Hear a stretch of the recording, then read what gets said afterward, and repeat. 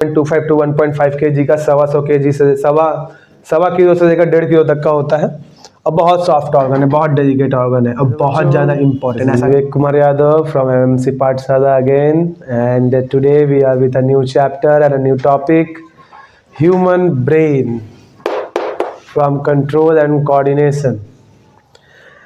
Brain में बच्चों को बहुत ज़्यादा दिक्कत होने लगता है समझने में। इसके जो अलग अलग पार्ट्स हैं, अलग अलग रीजन्स क्या परफॉर्म करते हैं, क्या काम करते हैं, इसके बारे में समझने में बच्चों को दिक्कत होती है। तो आइए आज हम लोग उसी के बारे में समझने की कोशिश करेंगे।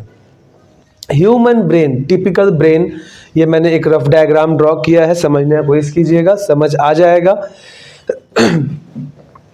क्या होता है इसमें ह्यूमन ब्रेन हमारा लोकेटेड कहाँ होता है? Where is our brain located? Our brain is located in the head, in the head region. हमारे हेड रीजन में लोकेटेड है और हमारा हेड जो है वो बेसिकली हमारा स्कल है। दिस पार्ट इज स्कल, जो कि 22 हड्डियों से मिलकर बना होता है, जिसमें से आपके 14 आपके फेशियल बोन्स होते हैं और 8 जो होते हैं वो फिक्स्ड फ्लैट बोन होते हैं, जो हमारा स्कल का माने क्रैनियम ब्रेन बॉक्स बनाता है। इसे ब्रेन बॉक्स कहते हैं। यहाँ पर ये जो पोर्शन इतना पूरा है, this is called brain box या फिर क्रैनियम। तो this is the outer part of the brain. It is called cranium.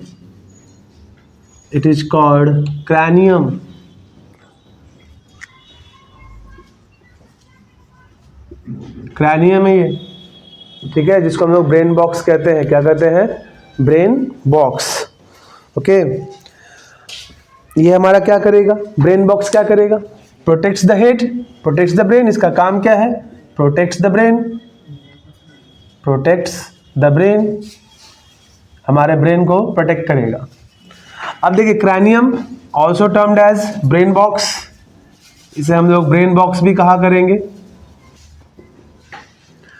अब क्रैनियम जो है, क्रैनियम के जस्ट नीचे आपको ब्रेन अपना नहीं मिलेगा, ब्रेन डायरेक्टली नहीं मिलेगा, क्रैनियम का कॉन्टैक्ट। बोलो क्यों? अगर ऐसे झटका लगता ही है, कभी कभी चोट आ जाती है सर में, तो तेज वाइब्रेशन पैदा होता है, सॉलिड बॉडी में वाइब्रेशन पैदा होता है और ये वाइब्रेशन डायरेक्ट हमारे ब्रेन तक पहुंच सकता है और हमारे ब्रेन के नर्व्स को तोड़ सकता है, डैमेज कर सकता है। तो इसीलिए क्या करना होगा कि हमें कुछ शॉक एब्जॉर्बिंग मटेरियल बीच में डालना होगा। भगवान जी ने डाला हुआ है, हमें नहीं डालना। जैसे एक आपने चेयर देखा होगा, लोहे का चेयर है, अगर उसको डायरेक्टली रख दो सरफेस पे तो बहुत ची करके आवाज करता है, लेकिन उसके नीचे अगर मैं रबड़ लगा दूं तो फिर वो आवाज नहीं करता, क्योंकि रबर जो है वो शॉक एब्जॉर्बेंट का तरह काम करता है, वाइब्रेशन को एब्जॉर्ब कर देता है। तो यहाँ भी हमारे पास भी देखिए, यहाँ पर 3 लेयर्ड, ये देखिए 3 लेयर का अपने पास प्रोटेक्शन है। ये 3 लेयर है, these are the 3 layers, these 3, 1 2 and this is the third one. ये तीनों मिलकर बनते हैं मेनिंजेस कितने लेयर का होता है? 3 लेयर का होता है। 3 लेयर्ड 3 लेयर का होता है मेम्ब्रेन दैट प्रोटेक्ट्स या फिर that absorbs the shock. Membrane ये क्या काम करेगा? तो शॉक एब्जॉर्बेंट का तरह काम करेगा, अपने शॉक को, हमारे शॉक को एब्जॉर्ब करेगा, एब्जॉर्बेंट, शॉक एब्जॉर्बेंट। क्रैनियम उसके जस्ट नीचे अपना आएगा मेनिंजेस। क्या आएगा बच्चों? मेनिंजेस आएगा। मेनिंजेस जो है वो शॉक एब्जॉर्बेंट का तरह काम करेगा। अब देखिए, ये लेयर ऐसे नहीं है कि एक है लेयर, उसके ऊपर दूसरा लेयर ऐसे चिपक गया, नहीं, ऐसा नहीं है। एक लेयर उसके ऊपर दूसरा लेयर नहीं, ऐसा नहीं बात है।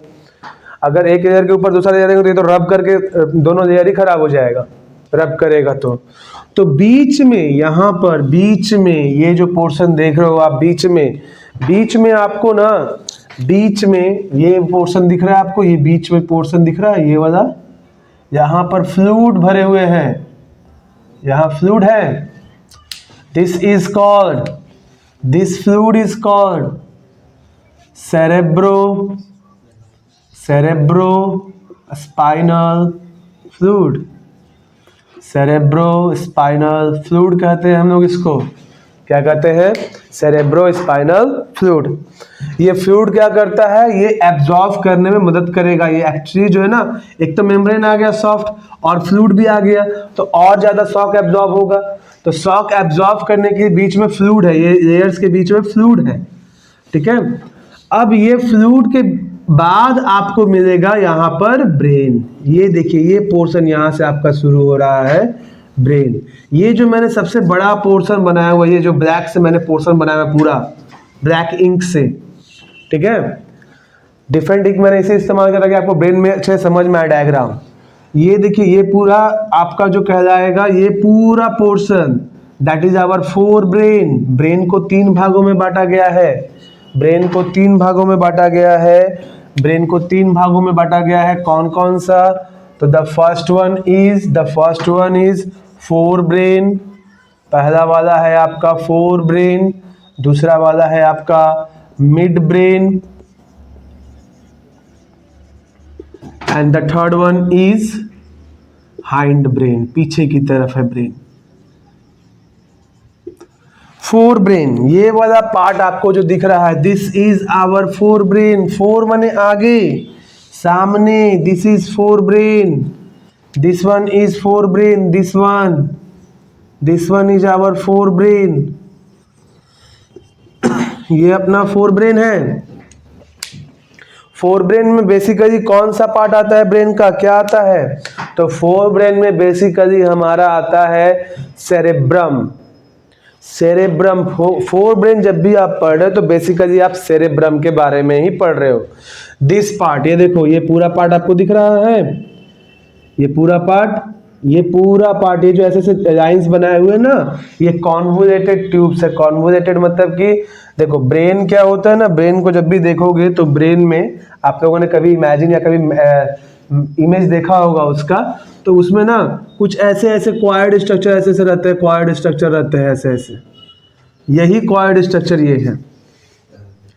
ये क्वायर्ड इसीलिए होते हैं ताकि जितना ज्यादा, जैसे मैंने एक रस्सी यहाँ से यहाँ ले जानी है, ठीक है, और यही रस्सी, और इतना ही दूर में मुझे रस्सी ज्यादा लगेगा अगर मैं इसको ऐसे लेके जाऊं। सेम दूरी है, लेकिन इस बार मैंने ज्यादा रस्सी का इस्तेमाल किया। ज्यादा रस्सी, ज्यादा सरफेस एरिया तो ज्यादा न्यूरॉन्स। तो जिसमें ये ज्यादा कॉन्वोलेटेड ट्यूब्स पाए जाएंगे, ये ज्यादा कॉन्वोलेटेड ट्यूब्स पाए जाएंगे, कहा जाता है कि वो उनका IQ ज्यादा होता है। क्योंकि न्यूरॉन्स ज्यादा होंगे, है ना। सबसे ज्यादा शायद आइजैक न्यूटन का कहा जाता है कि उनका सबसे ज्यादा IQ लेवल था, 120-25 के आसपास था। तो हम जब पैदा होते हैं ना, तो हम सबका ब्रेन सेम होता है। कोई भी बच्चा तेज नहीं होता, कोई भी बच्चा डल नहीं होता। बच्चे बोलते हैं ना, नहीं वो बहुत तेज है, हम तो पढ़ने में बहुत कमजोर है। नहीं, ऐसा कुछ नहीं होता। भगवान ने बचपन में सबको सेम ब्रेन देकर दिया है।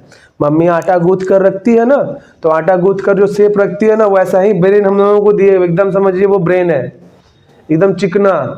उसमें तो सर नहीं है, कॉन्वोल्यूटेड ट्यूब्यूल्स नहीं रहते हैं बचपन में। जैसे जैसे आप ज़्यादा ब्रेन का इस्तेमाल करते हैं, जितना ज़्यादा अपने ब्रेन का इस्तेमाल कीजिएगा, उतना ज़्यादा ये कॉन्वोल्यूशन क्रिएट होगा और उतना ज़्यादा न्यूरॉन्स क्रिएट होगा, न्यूरॉन्स बन पाएंगे। न्यूरॉन्स आपके क्या होंगे सर, वहाँ पर सरफेस एरिया ज़्यादा मिलेगा तो ज़्यादा न्यूरॉन यहाँ पे एडजस्ट हो पाएगा। तो इतना ही अंतर रहता है तेज में, और जो बच्चे अपने आप को कहते हैं कि कमज़ोर है पढ़ने में, हम उनमें यही अंतर रहता है, बस मेहनत करना और दिमाग का इस्तेमाल करना। तो ये हमारा पूरा पोर्शन क्या कहलाएगा, तो this whole portion will be termed as cerebrum. मैं यहाँ लिखता हूँ, ठीक है, हम लोगों को जगह मिलेगा सेरेब्रम। सेरेब्रम, फोर ब्रेन में आता क्या है, सेरेब्रम आता है। क्या आता है, सेरेब्रम आता है, ठीक है ना बच्चा। सबसे पहली बात, it is the largest part of the brain. Largest part of brain का सबसे बड़ा पार्ट है।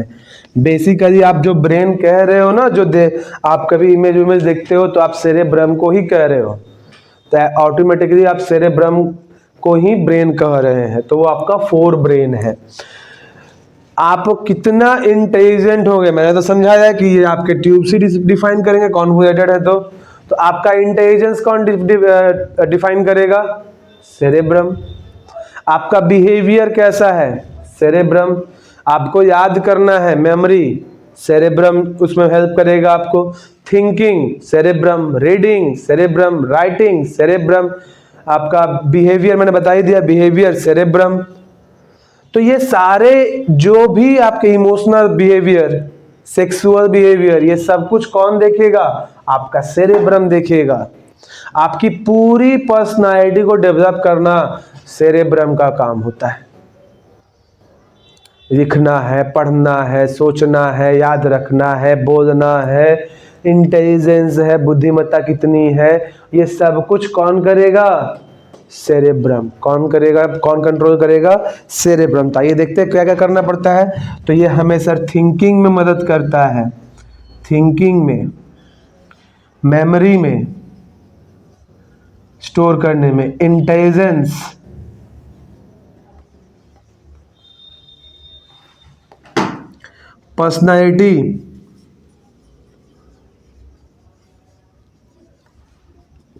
पर्सनालिटी, इमोशंस, इमोशंस भी यही डेवलप करता है। देखोगे छोटा बच्चा है घर में, 2-3 साल का बच्चा है, उसके घर में उसको अगर कोई अशुभ घटना हो गई, जैसे कोई किन्हीं का देहांत हो गया, तो सभी लोग परेशान रहते हैं, उसमें रोते हुए रहते हैं, लेकिन उस बच्चे को उतना कोई खास फर्क नहीं पड़ रहा होता है। क्यों? क्योंकि उसका इमोशन अभी तक डेवलप नहीं हुआ, क्योंकि उसका ब्रेन अभी भी डेवलपिंग स्टेज में है, सेरेब्रम अभी तक उतना डेवलप नहीं हुआ है, तो इस वजह से उसे उतना समझ नहीं आता। लेकिन धीरे धीरे जैसे बच्चा बड़ा होता है, एंगर है ना, उसका फिर सैडनेस, हैप्पीनेस, सब कुछ डेवलप होता है। आपको भूख लगना है, यही देखेगा। आपको प्यास लगना है, आपको यही देखेगा।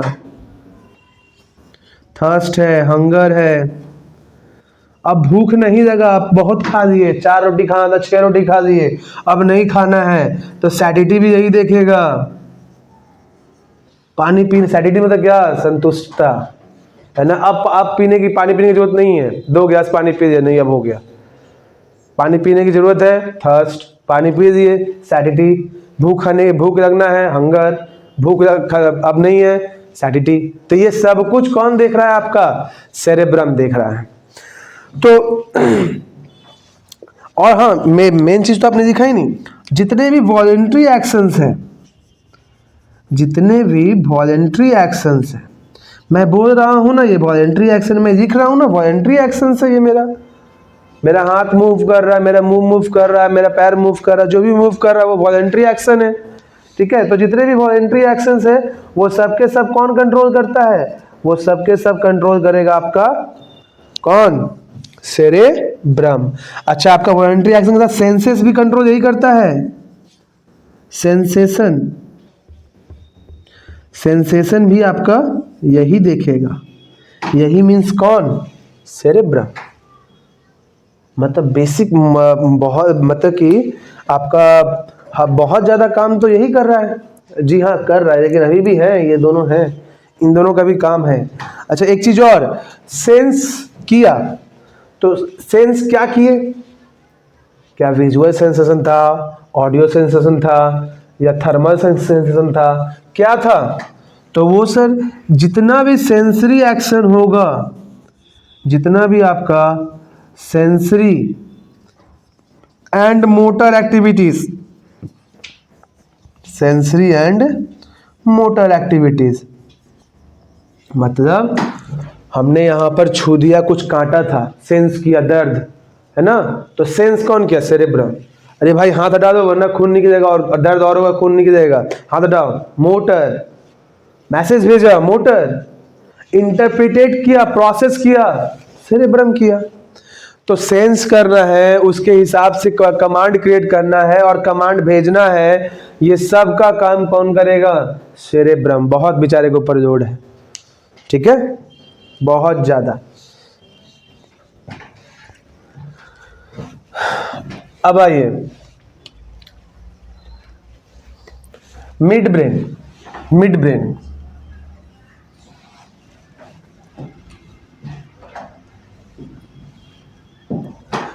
मिड ब्रेन देखो बच्चों, मिड ब्रेन क्या होता है? मिड ब्रेन वो ब्रेन है, ये पार्ट जो सेरेब्रम को किससे अटैच करेगा? हाइंड ब्रेन से। ये वाला पोर्शन बच्चा, मैं थोड़ा सा सर्कल कर देता हूं, ये पोर्शन, इतना पोर्शन, ये this portion is what sir? This portion is your mid brain. This portion is your mid brain. ये हमारा मिड ब्रेन है, ठीक है, मिड ब्रेन है। मिड ब्रेन का काम क्या होता है? मिड ब्रेन का काम ये है कि देखो बच्चा, मिड ब्रेन का काम बताते हैं आपको। एक तो हो गया कनेक्ट करना, एक तो हो गया इसको कि कनेक्ट करेगा, connects fore brain to the hind brain. Fore brain को हाइंड ब्रेन से कनेक्ट करेगा। Very true sir. नेक्स्ट, ये जो पाइप बना था ना, कॉन्वोल्यूटेड ट्यूब्स यहाँ थे ना, ट्यूब्स अंदर से खोखले होते हैं, खाली होता है, खाली, उसके तो दीवार पे नर्व्स होते हैं, है ना। ये पाइपलाइन बनी हुई है, पाइपलाइन बना होता है, दीवार पर नर्व्स है, बीच में तो खाली है। तो बीच में अगर खाली है सर, तो वहां पर क्या है? वहां एक फ्लूइड है जिसका नाम है सेरेब्रोस्पाइनल फ्लूइड, इसमें भी है। इस फ्लूइड को वो कन्वे करेगा आगे की तरफ, यहां से वो फ्लूइड को कन्वे करेगा आगे की तरफ, सीएसएफ फ्लूइड को नहीं, आगे की तरफ ट्रांसपोर्ट करेगा। तो it transport the CSF to the hind brain, transport the CSF to hind brain. आ रही होगी बात समझ में? जी हाँ सर, समझ में आ रहा है बात, ठीक है।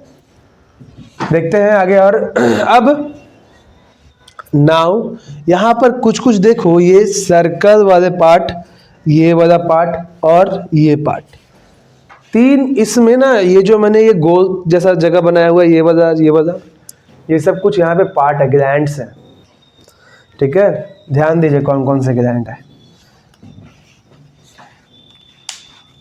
ये वाला gland, this one is thalamus, ये आपका थैलेमस है। ये जो सीएसएफ था ना, जो ट्रांसपोर्ट किया था मिड ब्रेन आगे की तरफ, ये सीएसएफ को ट्रांसपोर्ट करने में थैलेमस ही मदद करेगा। फिर ये छुटकू सा ग्लैंड आपको दिख रहा होगा, this is pituitary gland. P shaped gland होता है, आपने एंडोक्राइन सिस्टम में पढ़ा होगा, पिट्यूटरी ग्लैंड, ठीक है ना। पिट्यूटरी ग्लैंड क्या होता है? पिट्यूटरी ग्लैंड क्या करता है? आप जानते हैं, आपके एंडोक्राइन सिस्टम को कंट्रोल करता है। किस ग्लैंड को कब हार्मोन निकालना है वो कौन डिसाइड करेगा? Pituitary gland. और आपके एनसीईआरटी के हिसाब से, आपके बुक के हिसाब से, आपका पिट्यूटरी ग्लैंड ही आपका क्या है? मास्टर ग्लैंड है। यही आपका मास्टर ग्लैंड है। तो ये एंडोक्राइन सिस्टम में काम आएगा, है ना। तो ये सभी ग्लैंड्स का पिताजी है, और हर पिताजी के एक पिताजी होते हैं जिनको हम लोग दादाजी कहते हैं। तो लेट्स नो अबाउट द दादाजी। हियर इट दादाजी सर, हाइपोथैलेमस। अब पिट्यूटरी का फंक्शनिंग कंट्रोल करेगा हाइपोथैलेमस, है ना। ये जो भूख लग रहा था ना आपको, thrust, hanger, satisfaction, sensation, hypothalamus के कारण नहीं लग रहा था। यही कुछ ऐसे हार्मोन्स निकालता है, आप लोग पढ़ोगे 11 क्लास में, है ना, न्यूरल कंट्रोल वाले चैप्टर में, वहां पढ़ाएंगे।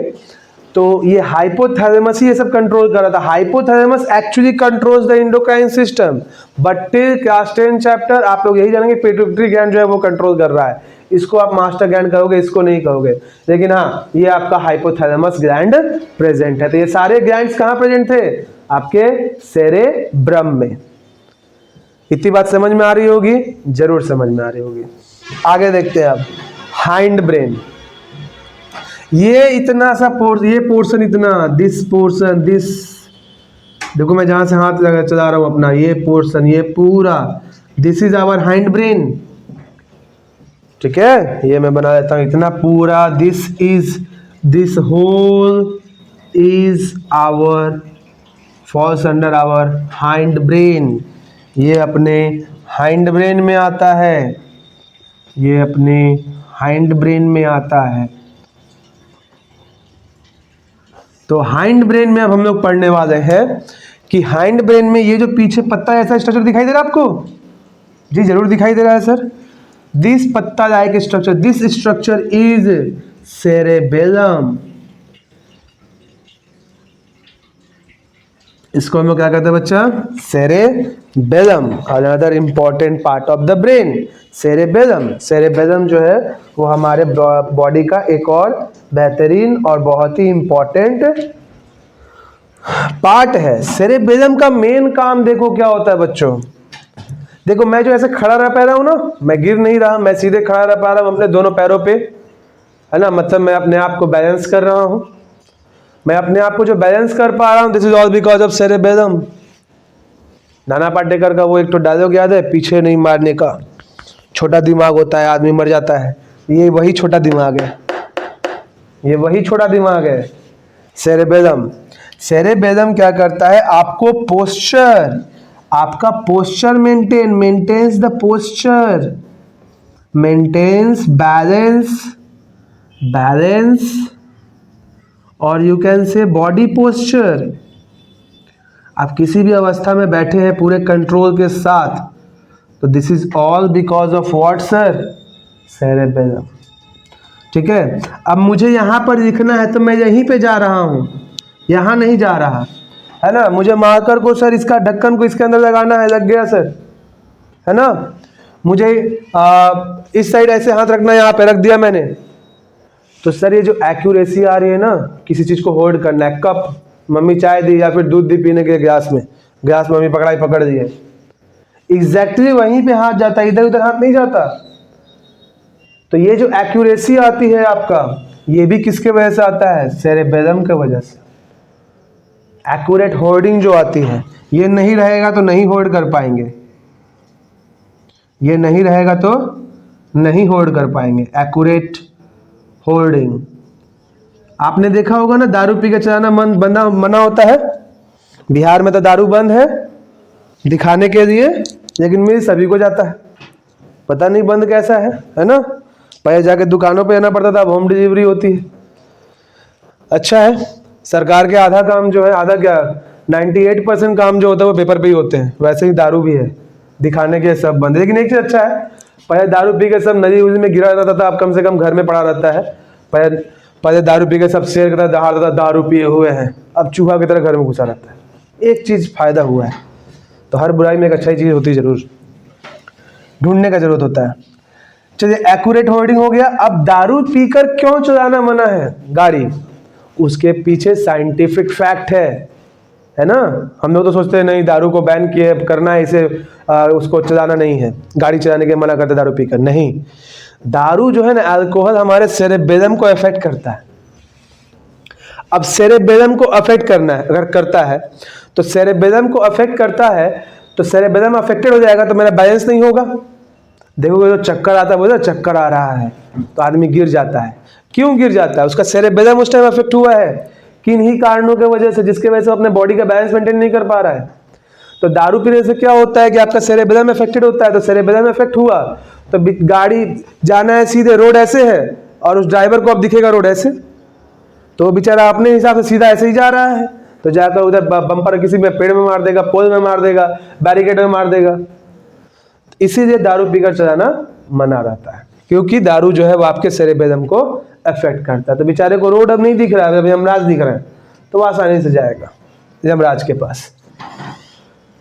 नेक्स्ट, और दारू पीकर और एक प्रॉब्लम हो जाता है, क्योंकि सेरेबेलम एक और बहुत इंपॉर्टेंट चीज में मदद करता है, और वो इंपॉर्टेंट चीज है मोटर मेमोरी। मोटर मेमोरी, ध्यान दीजिए। बचपन में जब हम लोग ABCD सीख रहे थे, A for Apple, B for बड़का एप्पल, C फॉर छोटका एप्पल, लाइक डैट। ये सब जब हम लोग सीख रहे थे तो ABCD मम्मी क्या करती थी, हमको तो मम्मी ही पढ़ाई थी, पापा बचपन में पढ़ाते ही नहीं थे, सभी के पहले टीचर मम्मी ही रहती है। मम्मी ऐसे बड़ा सा A लिख के देती थी और हम लोग उस पर पेन से चलाते थे, है ना। अब मैं तुम्हारी तरफ देखूंगा, मैं तुम्हारी तरफ, और यहाँ पे ये बना दूंगा। अब देखने की जरूरत नहीं पड़ती, है ना। नाम लिखना है मुझे अपना, मैं देख के नहीं लिखूंगा, मैं इधर करके लिख लूंगा सर। तो ये जो मैं कर पा रहा हूं, देखो जब हम साइकिल सीख रहे थे हम लोग, है ना, मैं भी गिरा हूं, आप लोग भी गिरे होंगे साइकिल चलाते वक्त जरूर, और कहीं ना कहीं कट तो जरूर लगा होगा। जब साइकिल सीख रहे थे ना तो एक पैडल पे पैर रखा, दूसरा उठाने का हिम्मत नहीं होता था। क्यों? क्योंकि आपको चलाना नहीं आता, ठीक है। और जब एक बार हिम्मत से उठा भी दिए तो फिर बॉडी स्टिफ, एकदम बॉडी स्टिफ, जरा सा बॉडी नहीं हिलना चाहिए वरना साइकिल गिर जाएगा। आज आप बहुत अच्छे से साइकिल चलाते हो, बॉडी ऐसे रखते हो, बच्चे लोग देखते हैं एक साइड पैर है, एक साइड ऐसे साइकिल करके चला रहा है। क्यों? क्योंकि वो बैलेंस मेंटेन करना सीख चुका है। इसे कहते हैं मोटर मेमोरी। प्रैक्टिस कर करके जब हम साइकिल सीख रहे थे, जब हम ये राइटिंग सीख रहे थे, उस टाइम मेरा सेरेब्रम एक्टिवेट था, जो हमें याद करने में मदद कर रहा था, मेमोरी में मदद कर रहा था, याद रखने में मदद कर रहा था, थिंकिंग में मदद कर रहा था। लेकिन जब मैंने उसको प्रैक्टिस कर करके मैंने उसको अपने हैबिट में लेकर आया, तो वो अब मेरा मोटर मेमोरी हो चुका है। अब वो सेरेब्रम नहीं याद रखता, सेरेब्रम सीखते वक्त एक्टिवेट था, अब हम बार बार करके उसको अपने हैबिट में ला चुके हैं, वो मेरा मोटर मेमोरी आ चुका है। मैं अब चाह के भी एक गलत नहीं लिख सकता, आप चाह के भी अब साइकिल से नहीं गिरोगे, क्योंकि आपको पता है चोट लग जाएगा। तो मोटर मेमोरी क्या होता है, जब हम सीख रहे थे और सीखते सीखते जब वो हमारा हैबिट में आ जाता है, तो वो अब मेमोरी जो है वो अपनी मोटर मेमोरी हो जाती है। तो दारू पीकर जब चलाएंगे गाड़ी ना, तो मोटर मेमोरी भी अफेक्टेड हो जाएगा। तो बेचारा जो सीखा था, वो सीखा था कि एक्सीलरेटर सबसे कॉर्नर में होता है, ब्रेक बीच में होता है, और क्लच बगल में सबसे इधर लेफ्ट साइड में होता है। तो वो बेचारा मारना है उसको, ब्रेक गाड़ी सामने आया बीच में तो वो मार दिया एक्सीलरेटर, क्योंकि उसका मोटर मेमोरी क्या है, अफेक्टेड है। मोटर मेमोरी जो परफेक्शन आपको याद है, आपने देखा होगा सेफ वाले को धड़ धड़ धड़ काट देता है, वो परफेक्शन है। प्रैक्टिस करके क्या है, वो मोटर मेमोरी में आ गया, वो नहीं भी देखा तो सही काटेगा। तो वैसे ही जब सेरेबेलम अफेक्टेड हो जाएगा तो मोटर मेमोरी अफेक्टेड हो जाएगा। मोटर मेमोरी अफेक्टेड हो जाएगा तो जो हमारा परफेक्शन में चीज़ें हैं वो सब भी क्या होंगे, ढंग से परफॉर्म नहीं होंगे। इसलिए बहुत इंपॉर्टेंट है, आपका बैलेंस मेंटेन किया, आपको होल्डिंग में मेंटेन कर रहा है, आपको मोटर मेमोरी प्रोवाइड कर रहा है। तो ये हुई बात सेरेबेलम की। आपके हाइंड ब्रेन में ही एक और पोर्शन आता है जिसको हम लोग कहते हैं, ये वाला पोर्शन है, this portion is called pons. This is called pons. Pons क्या करता है, पोन्स का क्या काम होता है? पोन्स जो है ना, वो रेस्पायरेशन में आपको मदद करते हैं। पोन्स जो है वो आपको रेस्पायरेशन में मदद करते हैं। किससे मदद करता है बच्चा? रेस्पायरेशन में। आप कुछ रेस्पायर कर रहे हो, ठीक है, तो आप आप क्या रेस्पायर कर रहे हो, बॉडी में एनर्जी तो लगातार बनती रहती है, तो वो रेस्पायरेशन आपके कंट्रोल में तो होता नहीं है। जी जरूर नहीं होता सर। तो वो जो कंट्रोल आपके अंदर आप में नहीं होता, तो पोन्स जो है वो रेस्पायरेशन करवाते हैं। क्या करवाते हैं? रेस्पायरेशन। Helps in respiration. आप लोगों ने ये भी पढ़ा होगा चैप्टर में। रेस्पायरेशन होता क्या है सर? तो respiration is a breaking down of glucose in the presence of oxygen, presence या एब्सेंस दोनों में हो सकता है, ताकि क्या बन सके, ताकि आपका एनर्जी बन सके। अब आइए देखते हैं आपका एक और पार्ट, ये वाला part, this part. This is called medulla oblongata. नाम धाकड़ है ना?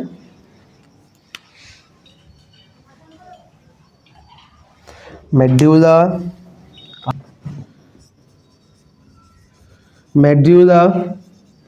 ऑब्लंगाटा। मेडुला ऑब्लंगाटा क्या होता है? मेडुला ऑब्लंगाटा जो होता है मेडुला ऑब्लंगाटा, ये सर आपका हाइंड ब्रेन का पार्ट है मेडुला ऑब्लंगाटा, ठीक है। अब इसमें क्या है, मेडुला ऑब्लंगाटा जो आपका जितना भी लाइफ सर्वाइविंग एक्टिविटीज है, all life surviving activity, surviving activities, जितना भी हमारा लाइफ सर्वाइविंग एक्टिविटीज है and involuntary actions, and involuntary actions, इन सबको मेडुला ऑब्लंगाटा कंट्रोल करेगा। लाइफ सर्वाइविंग एक्टिविटीज मतलब हार्ट बीट मेडुला कंट्रोल करेगा, ब्रीदिंग मेडुला कंट्रोल करेगा, ब्लड प्रेशर मेडुला कंट्रोल करेगा। तो जितना भी आपका इंपॉर्टेंट एक्टिविटीज, पल्स रेट आपका मेडुला कंट्रोल करेगा। जितना भी आपका लाइफ सर्वाइविंग एक्टिविटीज है वो सब कौन कंट्रोल करेगा, वो सब कंट्रोल करेगा मेडुला ऑब्लंगाटा। इनवॉलेंट्री एक्शंस, खाना खा लिए, एक बार यहां से निकल लिए, स्वेलो कर लिए एपिग्लॉटिस से, अब यहां से तुम चाहकर भी यहां नहीं रोक सकते चेस्ट कैविटी में, वो यहाँ स्टमक तक आएगा, स्टमक से अब इंटेस्टाइन में जाएगा, ये आपके मूवमेंट कंट्रोल में नहीं है। So these are involuntary actions. Heart beat कर रहा है, इटसेल्फ इनवॉलेंट्री एक्शन।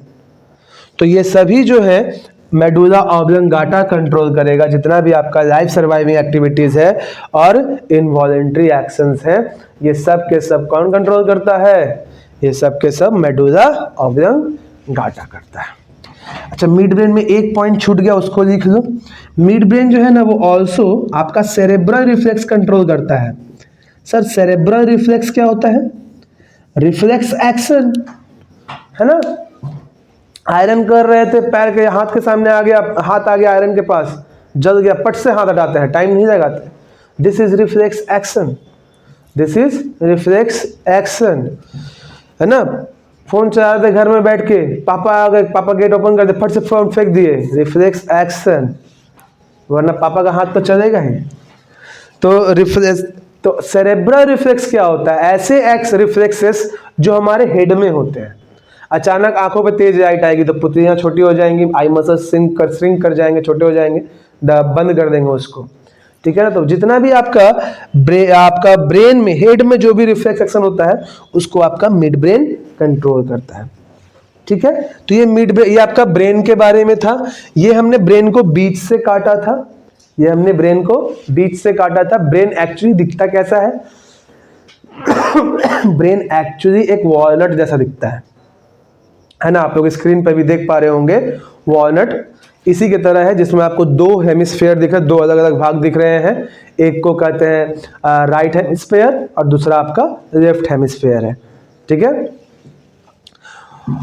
और लगभग 1.25 kg का होता है, 1.25 to 1.5 kg का, 125 kg से सवा किलो से लेकर 1.5 किलो तक का होता है। और बहुत सॉफ्ट ऑर्गन है, बहुत डेलिकेट ऑर्गन है और बहुत ज़्यादा इंपॉर्टेंट, ऐसा कहा जाता है, ऐसा ही होता भी है। कहा जाता क्या है कि हमारा ब्रेन का जो राइट हैंड साइड है, ब्रेन का जो हमारा राइट साइड है वो हमारे बॉडी के लेफ्ट हैंड साइड को कंट्रोल करता है, और ब्रेन का जो लेफ्ट साइड है वो बॉडी के राइट हैंड साइड को कंट्रोल करता है। So this was all about your human brain.